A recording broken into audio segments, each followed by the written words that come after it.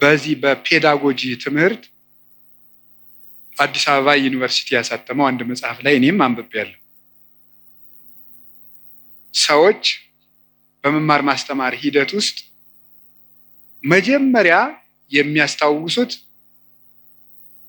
ያዩትን መጀመሪያ ያዩትን መስማት መጨረሻ ላይ ነው። ወይም በተግባር አራቱን ባስቀምጠላችሁ ሰው የሚያስታውሰው መጀመሪያ ያደረገውን፣ ቀጥሎ የተናገረውን፣ ሶስተኛ ያየውን፣ አራተኛ የመጨረሻ ደረጃ የሚወጣው ሰው የሚያስታውሰው የሰማውን። ከዝቅተኛ ወደ ከፍተኛ በወስዳችሁ ደግሞ ሰው የሚያስታውሰው የሰማው ነው። በዝቅተኛ ደረጃ የሚያስታውሰው የሰማው ነው። ቀጥሎ ከሰማው ይልቅ ያየውን አይረሳም። ካየው ይልቅ የተናገረውን አይረሳም። ከተናገረው ይልቅ ያደረገውን አይረሳም የሰው ልጅ። ስለዚህ ሰውን ብዙ ከምትነግረው አሳየውን። አርአያነት ገዢ ነው እና በዓለም ላይ ትልቅ ተጽዕኖ አሳዳሪ ሀያላን ሰዎች የሚባሉት የሚያደርጉ ሰዎች ናቸው። በአርአያነት የሚያደርጉ የሚያስገድዱ ሰዎች ለጥቂት ቀን ሰው ፈርቶ ያገለግላቸዋል። አርአያ የሚሆኑ ሰዎች ግን የሰውን ልብ ሳይዋጉ ይገዛሉ ይባላል። አርአያ የሚሆኑ ሰዎች ዓለሙ ሁሉ ለምሳሌ አንድ ነገር እንገራችሁ። ቅዱስ እንጦንስን ታውቁታላችሁ አይደለም? ቅዱስ እንጦንስ ግብጽ ሲገባ አንድ መነኩሴ ነው። አሁን በኢትዮጵያ ብቻ ስንት 2000-3000 ገዳማት አይኖር? ኢትዮጵያ ብቻ ለምሳሌ እኔ የምኖርበት ገዳም ብቻ 300 መነኩሴ አለ። ስለዚህ ምን ማለት ነው ተመልከታችሁ። አንድ እንጦንስ አልተዋጋም። የፈላስፎች የንግግር ጥበብ የለውም። ስብከት አልሰበከም። በኑሮው ግን የግሪክ ፈላስፎችን ሁሉ ወደ በረሃ እየጠራ መነኩሴ ያደረጋቸው። የአርአያነት ኃይል ከንግግር ኃይልም ከጦርነት ኃይልም ይበልጣል ይባላል። በዛውም እንግዲህ ቢሮ የምትሰሩ ሰዎች ካላችሁ ሰውን ከምትቀጡት ይልቅ አርአያ ብትሆኑት ሰው ሁሉ ይገዛላችኋል። ሰዓት የማታከብሪ ወዮልሽ፣ ሰዓት የማታከብር ወዮልህ ከማለት እርስዎ ሰዓት ቢያከብሩ ሰው ሁሉ ሰዓት ያከብራል እንደማለት ያለ ነው።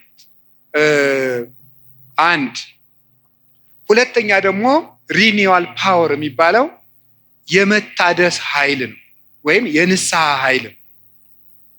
ኃይል የሚባለው ንስሐ ገብቶ የመለወጥ ኃይል። ከክፋት የተመለሱ ሰዎች በዓለም ላይ ተጽዕኖ የማሳደር ኃይል አላቸው። ለምሳሌ ቅዱስ ጳውሎስ ምንድን ነው የሚለው? ዘአነ ቀዳሚሆሙ ለኃጥአን አይደል የሚለው? እኔ መጀመሪያቸው የምሆን ኃጥአንን ከኔ ጀምሮ የእግዚአብሔር ፈቃድ ለሰዎች ሁሉ እንዲድኑ ነው ነበር ያለው። ስለዚህ ንስሐ የገቡ ሰዎች በዓለም ላይ ተጽዕኖ ይፈጥራሉ። ቅዱስ ጳውሎስ የመጀመሪያው፣ ቅዱስ ጴጥሮስ፣ ማርያም ግብፃዊት፣ ሙሴ ጸሊም የግብፅ ገዳማትን በሙሉ መዓዛው በሙሉ ያወዳል። ቅዱስ ዳዊት የንስሐ ሰው ነው። ሰሎሞን የንስሐ ሰው ነው። ንስሐ የገቡ ሰዎች ኃይል አላቸው። እግዚአብሔር እንዲያውም እንደተነሳያን የሚወደው የለም። በሉቃስ ወንጌል ምዕራፍ 15 እንደተጻፈ ካልበደሉ ጻድቃን ከ99 ነገደ መላእክት ይልቅ ንስሐ በሚገባ አንድ ኃጢአተኛ በሰማይ መላእክት ደስታ ይደረጋል ተብሎ እንደተጻፈ። ስለዚህ ንስሐ ኃይል አለው። አሁን ቅዱስ ዳዊት እግዚአብሔር ኃይሌ ነው ሲለው ስነ ምግባር ብሰራ ስነ ምግባር እንድትሰራ የረዳኸኝ አንተ ነህ ማለቱ። ጥሩ ነገር ሰርቼ ከሆነ ያለ አንተ ጥሩ መሆን አልቻልኩም ማለቱ። ጥሩ መሆንም የሚገኘው በእግዚአብሔር። እግዚአብሔር ከተማን ካልጠበቀ ጠባቂዎች በከንቱ ይደክማሉ፣ እግዚአብሔር ቤትን ካልሰራ ሰራተኞች በከንቱ ይደክማሉ የሚለው ሲተረጎም፣ አባቶቻችን ሲተረጉሙት ቤትን ካልሰራ ሰራተኞች በከንቱ ይደክማሉ የሚለው ሲተረጉሙት፣ እግዚአብሔር ምግባረ ቤትን ካልሰራ፣ እግዚአብሔር ሀገረ ምግባርን ካልሰራ፣ እግዚአብሔር ሰውነትን ካልጠበቀ በንጽህናው ሰው መጠበቅ አይችልም። በገዛ ራሱ ሰው ራሱን መጠበቅ አይችልም እግዚአብሔር ካልጠበቀ። ስለዚህ መልካም ለመሆኔም አንተው ነህ ማለት ነው። ጥሩ ሰው መሆን የቻልኩት አንተ ረድተኸኝ ነው ማለት ነው። በንስሐ እንድነሳ ያበቃኸኝም አንተ ነህ። ከወደቅኩበት ጉድጓድ አውጥተህ ግን ሰው አድርገህ በሰው መሃል ያቆምከኝ አንተ ነህ ሲል የንስሐን ኃይል አንስቶ ተናገረ። ከቃሉ ጋር ናችሁ? እግዚአብሔር ከሁላችን ጋር ይሁን። ብዙ ንስሐ የገቡ ኃጥአን እንግዲህ የዮሐንስ ወንጌል ምዕራፍ 12 ላይ ያቺ ሽቶ የቀባችው ሴት አለች አይደለም? የሽቶ መዓዛ ቤቱን ሞላው ይላል። በጣም ሁልጊዜ ዓይኔን የሚስበኝ ንባብ ነው። የሽቶ መዓዛ ቤቱን ሞላ አይደለም? ሊቃውንት ሲተረጉሙት ቤት የተባለች ቤተክርስቲያን ናት። ክርስቶስ ያለበት ቤት ቤተክርስቲያን ናት። ክርስቶስ ያለበትን ቤት ያቺ ሴት ያመጣችው ሽቱ ሞላው ማለት ምን ማለት ይመስላችኋል? የአንዲት ንስሐ የገባች ነፍስ ዝናዋ፣ ስነ ምግባሯ ቤተክርስቲያንን ሞላ። አሳዳጁን ጳውሎስ አይደለም እንዴ ተነስተን ቅዳሴ ላይ ቅዱስ ሐዋርያ ጳውሎስ ሰናየ መልእክት ፈዋሴ ዱያን ዘነሳይከ አክሊለ ሰአል ወጸልይ በእንቲአነ ያድኅን ነፍሳተነ በብዛ ሳህሉ ወምሕረቱ በእንተ ስሙ ቅዱስ የሚባለው እኮ አሳዳጁ ጳውሎስ ነው። የዚያች ሴት ሽቶ ቤቱን ሞላው ማለት ንስሐ የገባች ነፍስ መዓዛ ቤተ ክርስቲያንን ይሞላል። ተዘከረነ ሳይባል ቅዳሴ ተቀድሶ ያውቃል? ሰምታችኋል? ይቀደሳል ነው አትሰሙ? ተዘከረነ ሳይባል ቅዳሴ ያልቃል? ስለዚህ የዚህ ወንበዴ መዓዛ ቤተ ክርስቲያንን አልሞላትም? ሞልቷታል፣ ሞልቷታል። በቀኝ በከመ ተዘከርኮ ለፈያታዊ ዘየማን በቀኝ የተሰቀለውን ወንበዴ እንዳሰብከው እኔንም አስበኝ። ሁልጊዜ የዚህ ወንበዴ መዓዛ ቤተ ክርስቲያንን ሞላት፣ ክርስቶስን ስለለበሰ። አዲያ ወንበዴን መልሶ በቤተ ክርስቲያን ዓመት ሙሉ ስሙ እንዲጠራ ላደረገ አምላክ አቤቱ ጉልበቴ ሆይ ንገሩኝ እወድሃለሁ መባል ይገባዋል። የኃጢአትን ሸክም ፈንቅዬ ወጥቼ በፊትህ እንድቆም ያደረከኝ አምላኬ ሆይ ጉልበቴ ሆይ እወድሃለሁ። የእግዚአብሔር ቤተሰቦች ያለ እግዚአብሔር ጉልበት ካለንበት ኃጢአትን መውጣት አንችልም። አንዳንድ ጊዜ ሰይጣን ምን ሊለን ይችላል? አይ እንዲሆኜ ረክሼ ቤተክርስቲያን አልሄድም፣ እንዲሆኜ ረክሼ የጸሎት መጽሐፌን አልነካው፣ እንዲህ ባረኩበት እጄ እንዲህ በልቆ እንደው ይገርማቸዋል እኮ። ጸሎተኛ ለመሆን ምን ያስፈልጋል ቢሏቸው አንድ አባት መጸለይ አሏቸው። ጸሎተኛ ለመሆን መፍትሄው ምንድን ነው? ንገሩኝ እንጂ መጸለይ ነው። ወደ እግዚአብሔር ቤት ለመምጣት መፍትሄው ምንድን ነው? ወደ እግዚአብሔር ቤት መምጣት በሉ እንጂ ንገሩኝ እንጂ ወደ እግዚአብሔር ቤት ለመምጣት መፍትሄው ምንድን ነው? ጥሩ ሰው ለመሆን መፍትሄው ምንድን ነው? ከነ ክፋታችን መምጣት። ምክንያቱሳ የዮሐንስ ወንጌል ምዕራፍ 7 ላይ ጌታ ምን ብሎ ነግሮናል? እኔ ውሃ ነኝ። እስኪ ውሃ በሉ። የተጠማ ቢኖር ወደ እኔ ይምጣ ሲል እኔ ምንድን ነኝ ማለቱ ነው።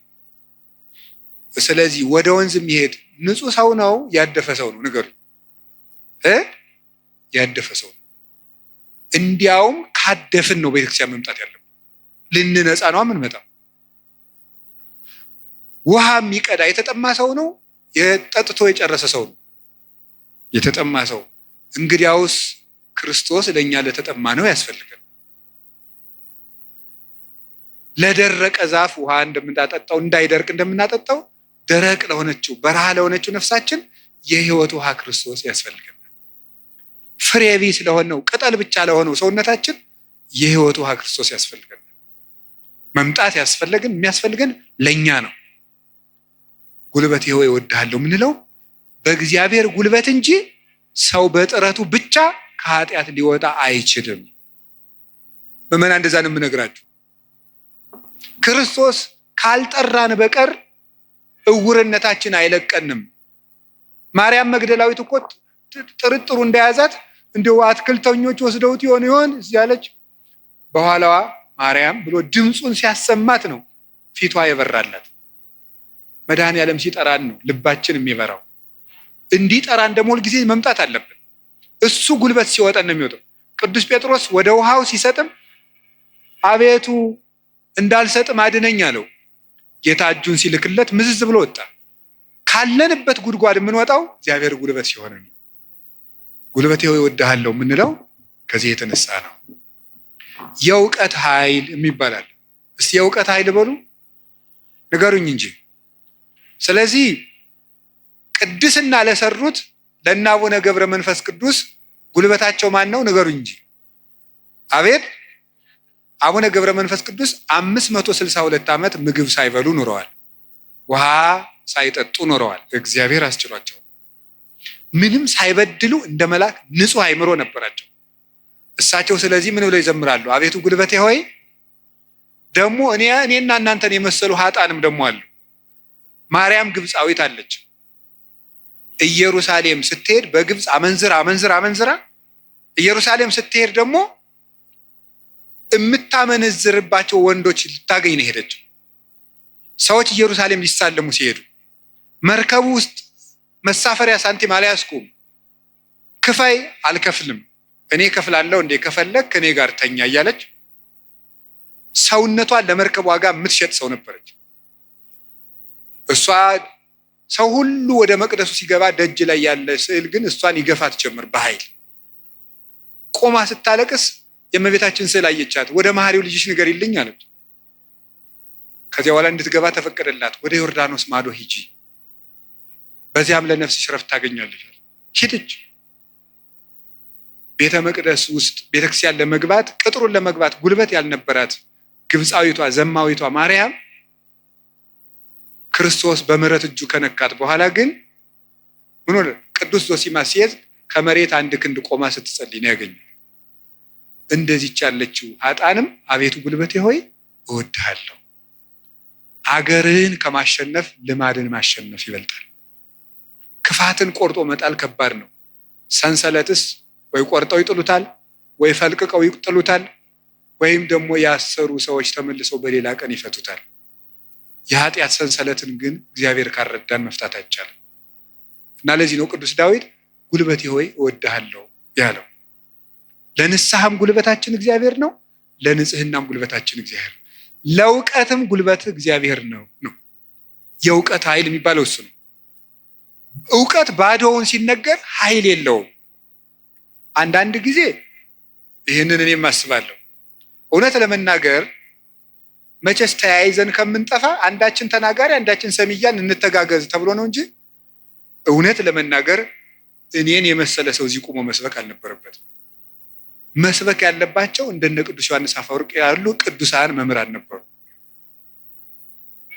ፍጹም አባት ነበር መስበክ የነበረበት። ቅዱስ ባስልዮስ ዘቂሳርያ ሲያስተምር ከአንደበቱ የሚወጣው የእግዚአብሔር ቃል እንደ እሳት ላንቃ እየተቆረጠ በምዕመናን ትከሻ ላይ ሲያርፍ ይታይ ነበር። ቃሉ ከመነገሩ የሰሚዎቹ መለወጥ ይቀድማል። ይህ የእውቀት ኃይል ነው። እውቀት ኃይል የሚያገኘው አብዝተው ስላጠኑት ብቻ ሳይሆን እግዚአብሔር አብሮ ሲቆም ነው። እና እውነቴን ልንገራችሁ፣ አብዝታችሁ ጸልዩልን፣ ቆመን እንዳናበላሽ እንዳንጠፋም፣ የምንናገረው ኃይልም እየመጣ በእናንተ ላይ እንዲለውጥ ብቻችን እንዳንቆም እግዚአብሔር አብሮን እንዲቆም የእውቀት ኃይል የሚባለው እሱ ነው። ቅዱስ ጎርጎሪዎስ ዘኑሲስ የኑሲሱ ጳጳስ ጎርጎሪዎስ ሀገረ ስብከት ላይ ሲመደብ ጥቂት ክርስቲያኖችና ብዙ እምነት የሌላቸው ነው የነበሩት። እሱ ካስተማረ በኋላ ደግሞ የማያምኑት ቁጥር የቀድሞዎቹ የክርስቲያኖችን ቁጥር አክሎ ክርስቲያኖች ደግሞ የቀድሞዎችን ኢአማንያን ያህል በዝተው ነበር ይባላል። ብቻውን ሙሉ አውሮፓን የለወጠው ኃይለ መንፈስ ቅዱስ ያደረበት ብቻውን አንድ ጳውሎስ ነበር ክርስቲያን ያደረገው መጀመሪያ። ለዚህ ነበር የመንፈስ ቅዱስን ኃይል በመግለጥ እንጂ በቃላት ማባበል አላስተማርኳችሁም ይላል ቅዱስ ጳውሎስ። ጆሮአችሁ ይሰማል? የመንፈስ ቅዱስን ኃይል በመግለጥ እንጂ በቃላት ማባበል አላስተማርኳችሁም ያለ ቅዱስ ጳውሎስ። ስለዚህ በእግዚአብሔር ኃይል መጣው እንጂ ቃላትን በማሳመር አልመጣሁም የሚለው ለዚህ ኃይለ እግዚአብሔር ለእውቀት ያስፈልገዋል። ብቻቸውን ሀገር የሆኑ ሰዎች አሉ። ከእውቀታቸው ላይ እግዚአብሔር ቆሞበት ቅዱስ ዮሐንስ አፈወርቅ ብቻውን ቁስጥንጥንያ ውስጥ የሚያበራው ምሰሶ፣ ቅዱስ ያሬድ ኢትዮጵያዊው ብቻውን የቤተ ክርስቲያን ትጥቅ ሆኖ በየማህሌቱ ብቻውን ቆሞ የኖረው እውቀቱ ውስጥ ኃይል ነበረ። አንቀጸ ብርሃንን እኮ አክሱም ጽዮን ውስጥ ገብቶ ሲጸልይ ቅዱስ ያሬድ ከመሬት አንድ ክንድ አፈፍ ብሎ ቆሞ ነበር። የዚህ ምሰሶ የዚህ ብርሃን የቅዱስ ያሬድ ብርሃን በማህሌቱ ይኸው 1418 ዓመታትን እዚህ ያለው እዚህ ቤተክርስቲያን ውስጥ የእውቀት ኃይል የተጫነው እውቀት፣ ነጠላ ያልሆነ እውቀት፣ ብልጣብልጥነት የሌለው እውቀት። መማር ማለት ስማርት ቲንኪንግ አይደለም። መማር ማለት ሰው መሆን። ሰው እንድንሆን ጸልዩልኝ። ሁላችንም እግዚአብሔር ሰው ያድርገን እና እንደ ቅዱስ ጳውሎስ ያሉት ብቻቸውን ቆመው ሺህ ቤተክርስቲያን የሆኑት መምህራን አቤቱ ጉልበቴ ሆይ እወድሃለሁ ቢሉት የተገባ ነው። ሌላው የመከራ ኃይል አለ። እስቲ የመከራ ኃይል በሉ። ስንት ኃይል ነገርኳችሁ? ምንድን አይ ተመስገን እንደው በሉ። እሺ የሥነ ምግባር ኃይል በሉ። ሌላስ? የእውቀት ኃይል። ሌላስ? አቤት የመከራ ኃይል። እሺ የሥነ ምግባር ኃይል። ከዚያ በፊት ምን ብያችሁ ነበር? የአርአያነት ኃይል የሚባለው ይሄ ሞራል የሚባለው እሱ በሁለት ተከፍሎ ስነ ምግባርና አርአያነትና ንስሐ ብለን ከፍለናል።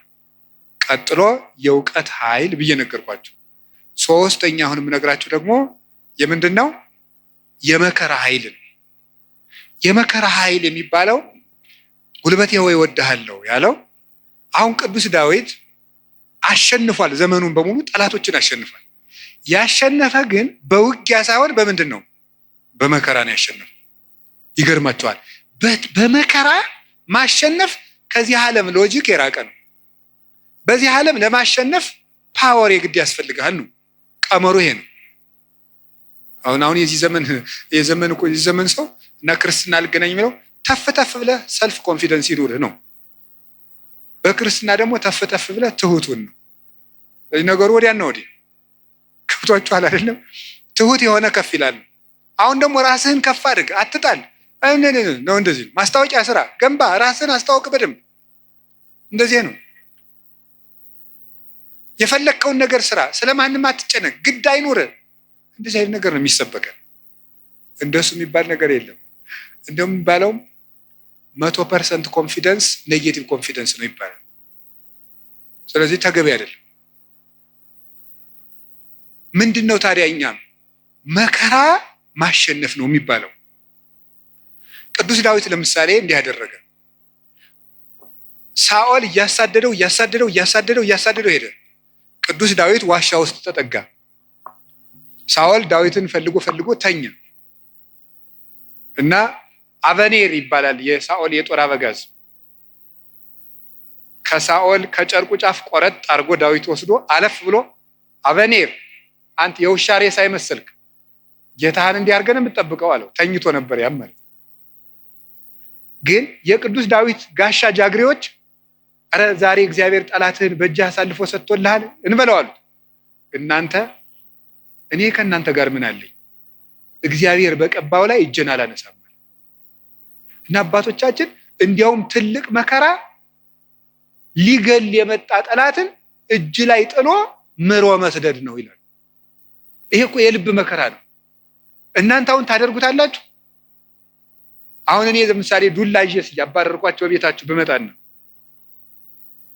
ኋላ አጥቻችሁ እኔን ድንገት እንቅልፍ ቢጥለኝ ተነስታችሁ እንዴት ነው የምታረጉ? ምንም አታረጉ። እናንተ ክርስቲያኖች ናችሁ። ለሁሉም ግን ዳዊት ሰው የማይወጣውን ተራራ የወጣ ተራራ ነው የሚባለው። ለዚህ የልብ ጉልበት ያስፈልጋል። ትዕግስተኛ ለመሆን የልብ ጉልበት ያስፈልጋል። አሁን እኮ ሰው ገለባ ነው። ፍርድ ቤት ውስጥ ባልና ሚስት ተካሶ ዓለም እየቀለጠ ያለ ትዕግስት በማጣት አይደለም? በቃላት ጦርነት አይደለም? እንዲሁ አታፍሩም ወይ? እንዲህ ብሎ ሰድቦኝ እንዲህ ብላ ሰድባ እያላችሁ እንዲሁ አታፍሩም? የእውነቴን እኮ የምነግራችሁ። ጦር ይዞ የመጣውን ጠላቱን እጁ ላይ ሲያገኘው እግዚአብሔር በቀባው ላይ እጄን አላነሳም። ሌላ ቀን እኮ ደግሞ ምን አደረገው? ዳዊት ወልዴ ቃል ከማይዜኒ ዳዊት ወልዴ ቃል ከማይዜኒ። ዳዊት ስትዘምር እኮ ደስ ይለኛል እና በገና ደርድርልኝ አለው። የዋሁ ዳዊት በገና ሊደረድር ሲሄድ ጦሩን ሳኦል ይዞ ሲወረውርበት አድነን እግዚኦን ብእሲኩይ፣ አቤቱ ከክፉ ሰው አድነኝ ሲል ጦሩ ሁዳ ከግድግዳው ላይ ተተከለች። ያንን ደግሞ መልሶ ሌላ ቀን ፈልጎ አገኘ። አሁንም ሳይገለው ጥሎት ሄደ። ሳኦል እየፈለገው ሄደ። ዳዊት ግን ይላል ለግቡ ድህሬሆሙ ጸላይቴ፣ ጠላቶች ወደ ኋላቸው ይመለሱ ይላል። ሳኦል መንገድ ጠፍቶት ተመለሰ። ደክሞ ማሸነፍ የእግዚአብሔራዊነት። ከዛ ምን አደረገ? ጎልያድ በመጣ ጊዜ ዳዊት በሰይፍ ነው ያሸነፈ በጠጠር? እስኪ ንገሩኝ። ስለዚህ የዳዊት ጉልበት ሰይፍ ወይስ እግዚአብሔር? ንገሩኝ። ጠጠሯ ናት ያሸነፈች ወይስ የእግዚአብሔር ስም? የእግዚአብሔር ስም ከተጫናት ጠጠርም ኃይል አላት። እግዚአብሔር ከሌለው ግን ሰይፍም ያስገድላል። ጎልያድ ሰይፍ ይዞ ሄደ፣ ዳዊት እግዚአብሔርን ይዞ ሄደ። ከዚያ በኋላ ስም ወረገመኒ በአማልክት ይሁርኩሳን፣ በረገሙ ጣዖቶቹ ረገመኝ። ወአንሰ ሳይኩ ሰለስተ አይባነ ሙስተፈለግ፣ እኔ 3 ድንጋዮችን ከባህር አነሳው። ወጸፍክዎ ዲበ ፍጽሙ፣ ግንባሩን አልኩት። አሚሃ ወርቀ በኃይል እግዚአብሔር፣ በእግዚአብሔር ኃይል ያን ጊዜ ወደቀ። ወነሳይኩ ዘምላይሌሁ ሰይፈ፣ ከሱ ሰይፍን ወሰድኩ። ወመተርኩ ርሶ ለጎልያድ፣ የጎልያድ አንገትም ቆረጥኩት አለ።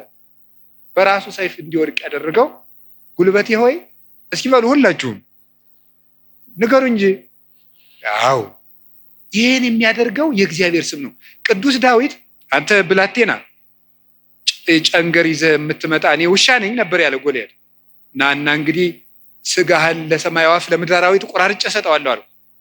አዎ አንተ ከውሻም ታንሳለህ። ውሻ ጌታውን ያውቃል፣ አንተ ግን ፈጣሪን አታውቅም። አንተ በሰይፍ ትመጣለህ፣ እኔ ግን አንተ በምትገዳደረው በእስራኤል አምላክ ስም እመጣለሁ። የእግዚአብሔርን ስም ይዞ ሄደና ያንን 6 ክንድ እስራኤልን ያስጨነቀ ሰው ገረሰሰው። ስለዚህ ጉልበቱ እግዚአብሔር ነው። ጉልበቴ ሆይ እወድሃለሁ። ከገዛ ቤተ መንግስቱ አኪጦፌል የሚባል መካሪ ተነስቶ አቤሴሎምን የገዛ ልጁን አስነስቶ ምንድነው ያደረገ? ዳዊትን ሲያዋርደው የዳዊትን ሚስቶች በሙሉ እስራኤል በተሰበሰቡበት ድንኳን አስጥሎ አገር እያየ የአባትህን ሚስቶች ድፈራቸው ብሎ ገብቶ የአባቱ ሚስቶች እንዲደፈር በመጽሐፍ ቅዱስ የተጻፈ ነው አድርጎ አኪጦፌል የሚባል ሰው አዋረደው ዳዊትን። ሄደ፣ ተሳት ወጥቶ ሄደ ከቤተ መንግስቱ። ዳዊት ኃያል እኮ ነው። ስሙ ሲጠራ እኮ ሽም ይደነግጥለት ነው። ኃያላን የጦር መሪዎች አሉት። ግን ምንድነው ያደረገ?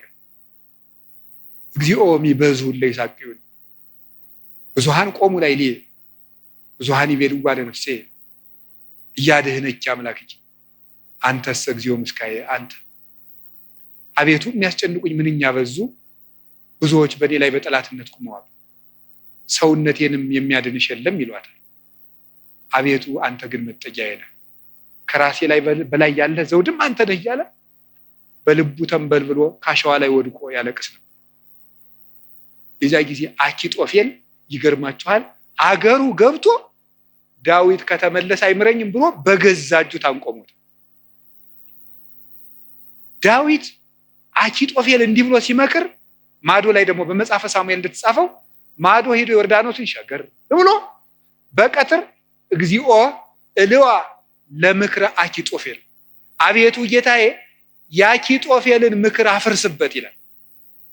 በዳዊት ሞት እየተመከረ ዳዊት ምን ያደርጋል? አቤቱ የአኪጦፌልን ምክር አፍርስበት ይላል። የመከረበትን ሰውዬ ሄዶ እንዳያስረው ተሰዷል። ጉልበት የለውም ዳዊት፣ ሰራዊት አልቆበታል። ስለዚህ ምን አደረገ? አንድ ጉልበት አለው፣ እግዚአብሔር ነው። የአኪጦፌልን ምክር አፍርስበታል። አኪጦፌል ምን አደረገ? መላው አእላፈ እስራኤል ሰብስብ፣ የዳዊትን ሚስቶች በአደባባይ አስነውራቸው። የዚያን ጊዜ ዳዊት እንደተዋረደ ቀን እንደጣለው የእስራኤል ሰዎች ያውቃሉ። ያን ጊዜ ዳዊትን ተከትለን ሂደን እንግደለዋል፣ የአባትህን አንገትም ቆርጬ አመጣልሃለሁ ብሎ መከረ። እንዲህ ብሎ ሲመክር ዳዊት ምን አለ? አቤቱ የአኪጦፌልን ምክር አፍርስበት ሲል ምን አለ መሰላችሁ? እግዚአብሔር በጠላቱ በአቤሴሎም ላይ የምክር ጥርጥር አሳደረ። አይ የአንድ ሰው ምክር አይመቃም፣ ሌላ ሰው ምክርን ጨምር የተባለ አለና የዳዊት የቀድሞ አማካሪ የነበረ ኩሲ የሚባል ሰው ነበር። ሽማግሌውን ኩሲንም እስኪ እንጠይቀው አለው።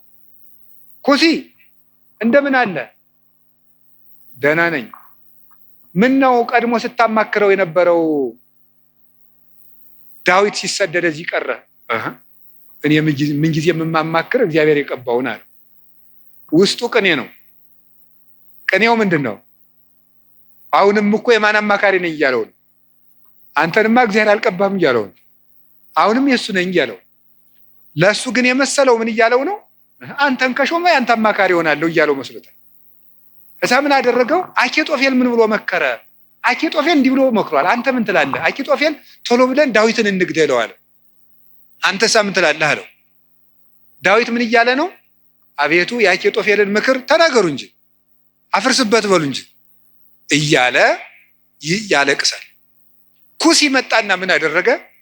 አይ እቺ ምክር አንዲት ናት፣ አንድ ምክርማ አይረባም፣ ከገሌ ምክር የገሌ ምክር ይሻላል ተብሎ የቤተ መንግስት ምክር የአንዱ ምክር ተመርጦ ነው እንጂ የአንድ ሰው ምክርማ አይረባም። ስለዚህ ምክር ይመከር፣ ቆይ ውለን እንደር። አባትህ ዳዊትን ታውቀዋለህ፣ ኃያል ነው። እነ አበጋዞቹ እነ ኢዮአብም ኃያላን ናቸው። አሁን ሂደን ይፍጀን እንዴ?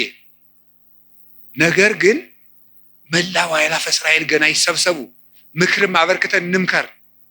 ከዚያ በኋላ ህዝቡን ከሰበሰብን በኋላ ዳዊትን ከተራራ ላይ ያገኘነው እንደሆነ አውርደን ከውሃው እንመጠብጠዋለን፣ ሜዳ ላይ ያገኘነው እንደሆነ እንደ በረዶ እንወርድበታለን።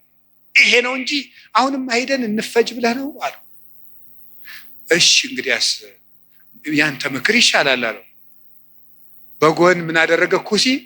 ዳዊትን በዚህ ባጠገብ አትደር፣ ዮርዳኖስን ተሻገር፣ ሊገልህ ሊመጣ ነው። ዳዊት ይህን ሰምቶ ተሻግሮ ሄደ። ከዚህ በኋላ ምን አደረገ? ተሻግሮ ከሄደም በኋላ አቤሴሎም እሱ አባቱን ተከትሎ ሊገል በሰረገላ ሆኖ በጫካው ውስጥ እያሰገረ ፈረስ ሲሄድ ፀጉሩን አሳድጎ ስለነበረ ፀጉሩ ከዛፍ ላይ ተንጠለጠለና ሞተ። ዳዊት ግን ፈረስ ላይ አልወጣ፣ ምክር አላማከረ። አቤቱ የአኪጦፌልን ምክር አፍርስበት እንዳለ የክፎችን ምክር አፍርሶ ዳዊትን ስለታደገው አቤቱ ጉልበቴ ሆይ ሙሉት እናንተ እወድሃለሁ ያለው ስለዚህ ነው። እግዚአብሔርን መውደድ እንዲህ ያለ ጉልበት ይሰጣል። ሲሰድበው እንኳን ሳሚ ወልደጌራ የሚባል አንተ የውሻ ሬሳ ሳይመስልክ፣ መቼም ሰው የዚህ ዘመንም ሰው እንኳን እንደዛ ሳይመስል አይቀርም። አሽቃባጭነት ይበዛዋል። ማለት ምን ማለት ነው? ሁላችሁንም አይደለም፣ እነማንም እንደሆነም አላውቅም። ዞሮ ዞሮ ግን ባለስልጣንን ሲሻር መሳደብ እናውቅበታለን ነው ለማለት የፈለኩት። ሲሾም ትንፍሽ የለም፣ ሲሻር ስለ አፄ ኃይለ ሥላሴ ነውር የሚወራው በደርግ ዘመን ነው። ስለ ደርግ ዘመን የሚወራው ቀጥሎ ባለው ነው። ቀጥሎ ስላለው የሚወራው ቀጥሎ ባለው ነው። ነገ ደግሞ የሚወራው ምን እንደሆነ ያላውቅም። ስለዚህ ልላችሁ የፈለኩት ምንድን ነው? ቀን ሲጥለው ጎበዝ ሰውን የተሾመም ቢሻር ያጣም ቢያገኝ ከእውነት ጋር ቁሙ እንጂ ሰውን ቀንጥሎታል ብላችሁ አትሾም። እንዲሁ ለስጋም ተመልሶ ሊመጣ ይችላል። አጉል ተመልሶ ሊሾም ይችላል። ለነፍስ ግን ሰውን ቀንጥለው ምን ይላል ሰሎሞን? ቀን የሚያመጣውን አታውቅምና በጠላት ውድቀት ደስ አይበልህ ይላል። ስለዚህ ሳሚ የሚባለው አንተ የውሻ ሬሳ የመሰልክ ጭንጋፍ አለው ዳዊትን ያህል ጌታ ያን ከፍ ያለ ሰማይ እነ አቢሳ የሚባለው የእህቱ ልጅ ይሄ የውሻ ሬሳ የመሰለ አንገቱን ልቁረጠው አለ። ተው እግዚአብሔር ስደበው ብሎት ነው። እግዚአብሔር ስደበው ብሎት ነው። ይሄ ስድብ የሚያመጣውን ዋጋ አታውቅም አለው። ዳዊትም ጠላቶቹ ሁሉ ጠፍተው መልሰው ዘመኑ ተመልሶለት ቤተ መንግስቱ ገብቶ ፈጣሪውን አገልግሎ ዘመነ ቅዱሳንን ተጉዞ የእግዚአብሔርን እረፍት አረፈ። አቤቱ ጉልበቴ ሆይ እወድሃለሁ ያለው ደካማ እንባው ጦር የተሸከሙ ጠላቶቹን ድል ስለነሳችለት ነው። አሁንም ጉልበት እግዚአብሔር ጉልበታችን ነው ማለት ባጭር ቃል ለመጠቅለል አንድ እግዚአብሔር ጉልበታችን ነው ማለት ከኛ ዕውቀት ውጭ የሆነ ነገርን እግዚአብሔር ያደርግልናል። አንድ ከኛ ዕውቀት ውጭ የሆነ ነገር ለምሳሌ አንድ ሰው ትዝ ይለኛል እናቱ ታመው የሰማህ እንደሆነ እንዳትቀየመኝ አደራን ጸበል ይጠመቁ ስንለው በጣም የተማረ ሰው ነው። በጣም ቆይ ጸበሉን የውሃው አይነት ከደማቸው ጋር ማች እንደማድረግና ለማድረጉ መመርመር አለብን። ትንሽ ፈገግ ያሰኛል እና ይሄ ፈጽሞ አሁን አንዳንድም የከተማ እናቶች ሊቃጣቸው ጀምሮ ነበር አሉት። ክርስትና ሲያስነሱ ውሃ በፌርሙዝ አሙቀው አምጥተው በዚህ አጥመቁልኝ። ይሄ ቀልድ ይመስላል በእውነቱ ማለት ነው። እና ቆይ ክርስትና ሲነሳ ልጄን ይበርደዋል ብላችሁ ታስባላችሁ? እናቶች እንደዛ ካሰባችሁ ሞታችኋል በሉት። ሰውም አይደላችሁ። ክርስቶስን እየለበሰ እኮ ነው። እንዴት ይበርደዋል? ሰው ሲጠመቅ ክርስቶስን ነው የሚለብሰው። ገላትያ ምዕራፍ 3 ላይ አለ የተጠመቃችሁ ሁሉ ክርስቶስን ለብሳችሁታል ማለት ነው። እና አንዳንድ ጊዜ ዕውቀታችን ጣልቃ ይገባና እቺ ዲግሪ ላይ አንዳንድ የተጠራቀመች ነገር ትረብሻለች፣ እምነትን ትረብሻለች። እሱን ተውትና እግዚአብሔር ከዕውቀት በላይ ይሰራል። እስኪ በሉላችሁ ከምን በላይ ይሰራል? ከዕውቀት በላይ ይሰራል። ከኛ አቅም በላይ ያለው በእግዚአብሔር ይከናወናል። አቤቱ ጉልበቴ እወድሃለሁ የተባለው እሱ ነው። አንደኛ መጠጊያ ማለት ነው። ሁለተኛ እግዚአብሔር ከኔ አቅም በላይ የሆነውን ከተፈጥሮ ሕግ በላይ የሆነውን ነገር እሱ ይፈጽመዋል። ሶስተኛ ደግሞ የማረባ ሰው በሆንም እንኳን እግዚአብሔር እጁ ከያዘኝ ግን ትልቅ ሰው እሆናለሁ ማለት ነው። እግዚአብሔር ጉልበት ሲሆነው ውሃ ይገባና ምን ይሆናል? ጸበል። አፈር ይገባና ምን ይሆናል? እምነት።